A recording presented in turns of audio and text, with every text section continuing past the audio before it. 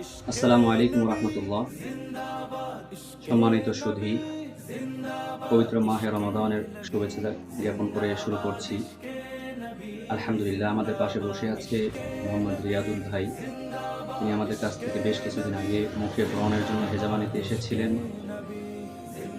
আলহামদুলিল্লাহ, তার মুখের অবস্থা এখন অনেকটা আরাম। আসুন জেনে নেই তার মুখেই তার অবস্থা কেমন পরিবর্তন হয়েছে। রিয়াদুল ভাই, আপনি আমাদের কাছে কতদিন আগে হেজামা নিতে এসেছিলেন প্রায় 2 মাস। এবং কয় কয় সেশন হেজামা নিয়েছেন? 2বার নেওয়া হয়েছে। মুখের কি অবস্থা অনুভব করতেছেন এখন? আলহামদুলিল্লাহ, অনেক ভালো। মানে বলার বাহিরে যে রকম অবস্থা ছিল, পুরো মুখেই ছিল। প্রায় 4-5 বছর ধরে এই অবস্থা। তো আলহামদুলিল্লাহ, মোটামুটি এখন আর কিচ্ছু নেই বললেই চলে, আর ফোট বের হয় না এখন আর। আপনি তো আমাদের হেজামা নেওয়ার আগে বিভিন্ন ধরনের ট্রিটমেন্ট নিয়েছেন। তো জি। ট্রিটমেন্ট নেওয়ার পরে কোনো কি ফায়দা পেয়েছেন? অন্য ট্রিটমেন্টে কোনো ফায়দা পাইনি, যা হেজামাতে পেয়েছি আমি। মানে হেজামাতেই আমার ইনশাল্লাহ সেরে গেছে আর কি।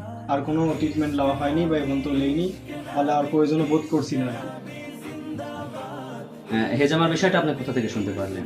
হেজামার বিষয়টা আমার পরিচিত লোক ছিল, যার কারণে আমি জানতে পারি, তার মাধ্যমে আসা হয়েছে। আপনার মুখে কি অবস্থা একটু আগে দেখান আমাদেরকে।